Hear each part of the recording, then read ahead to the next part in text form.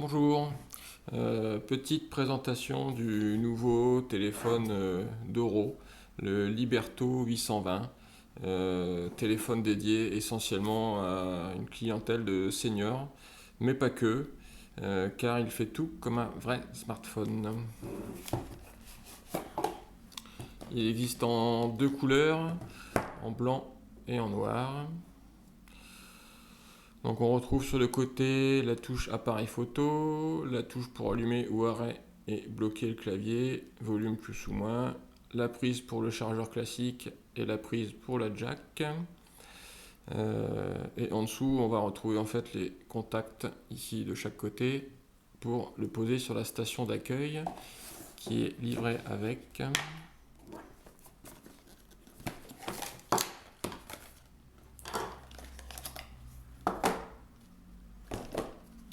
La station d'accueil qui permet de le mettre en place comme ça pour le recharger, qui est beaucoup plus pratique que de le brancher sur un câble à chaque fois. Donc pour l'allumage, c'est classique sur le côté comme ça, on remonte sur le dessus. Et voilà l'écran d'accueil. Donc l'écran d'accueil qui possède qu'un seul écran.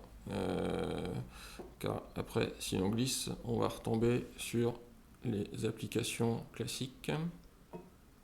Sur l'écran d'accueil, donc on a trois icônes possibles qui est possible de modifier les trois du haut. Et après, les icônes d'en bas d'office, le téléphone, les messages et l'appareil photo.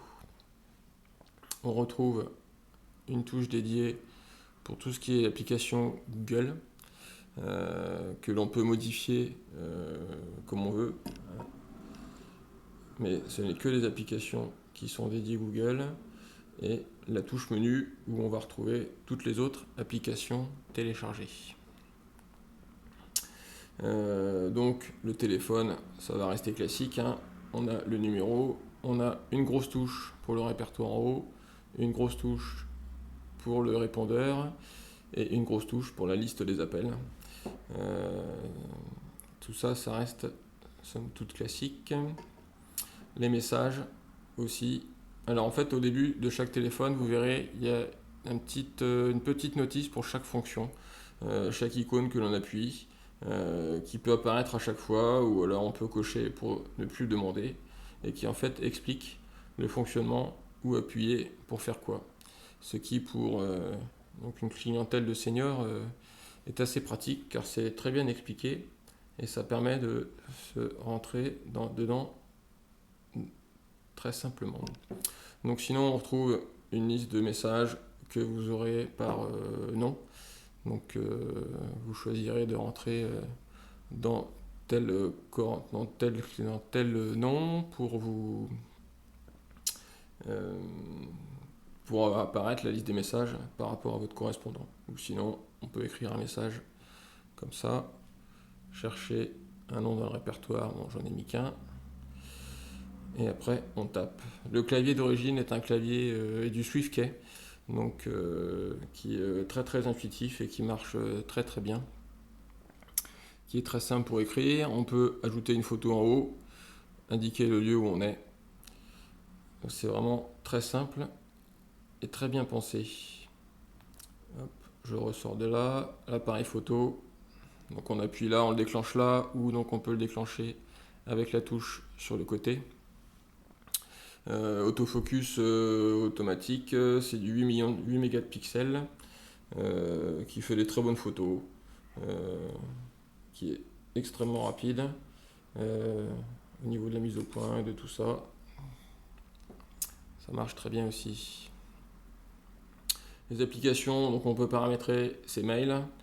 La chaîne météo, c'est quelque chose que j'ai téléchargé dans le Play Store parce que donc on a accès à tout le Play Store de Google, comme si c'était un smartphone classique.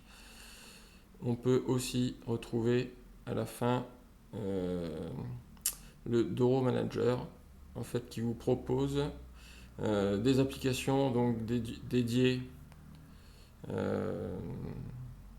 Où est-ce que je voulais en venir?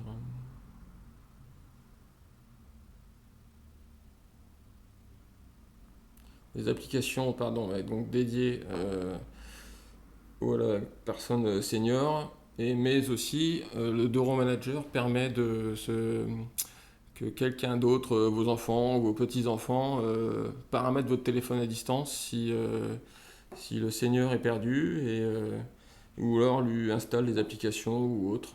Ça c'est assez bien pensé.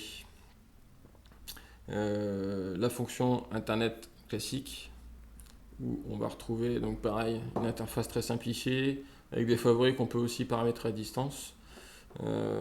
Donc on choisit ce qu'on veut. Tac.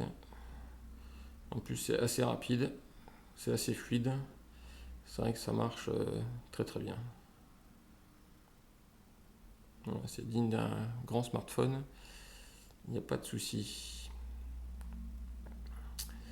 Je reviens au reste. Qu'est-ce que nous retrouvons d'autre? La galerie, donc c'est pour voir les photos que l'on a pris.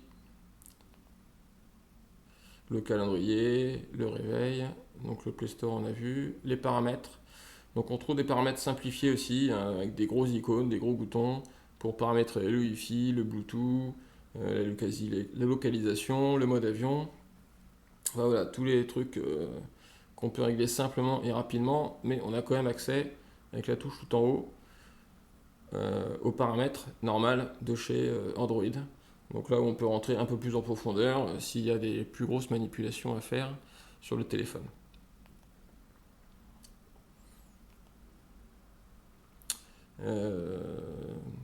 Quoi d'autre? La météo qui est d'office de Doro. On peut mettre un minuteur, une calculatrice. On peut écrire des notes éventuellement. Le coffre-fort qui est sympa.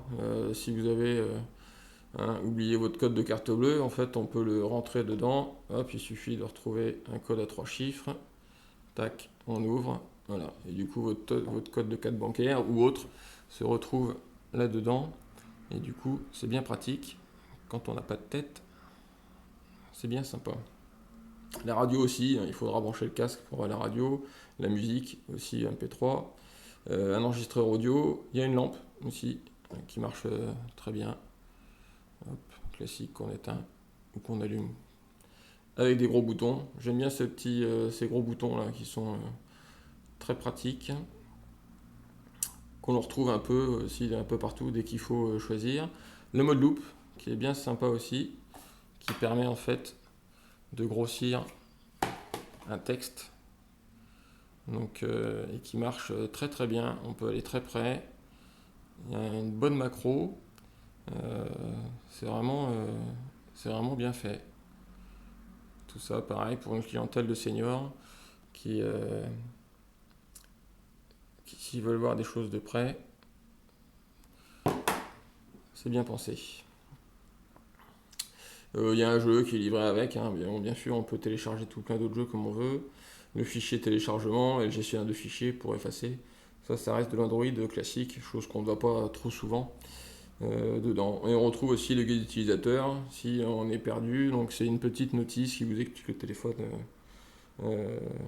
très simplement. En parlant de notice, il y a une très grosse notice à livrer avec, une vraie notice papier comme certains seniors peuvent aimer, je pense. En haut, on retrouve donc la liste des notifications, où on retrouve donc les boutons qui sont très pratiques pour allumer ou couper le Wi-Fi, mettre le Bluetooth, le mode avion, et on va retrouver donc toutes les notifications que l'on peut avoir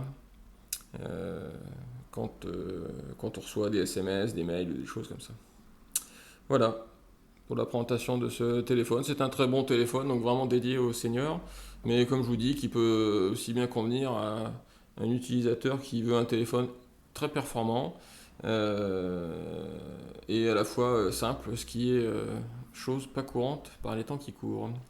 Voilà, messieurs, là, merci, au revoir.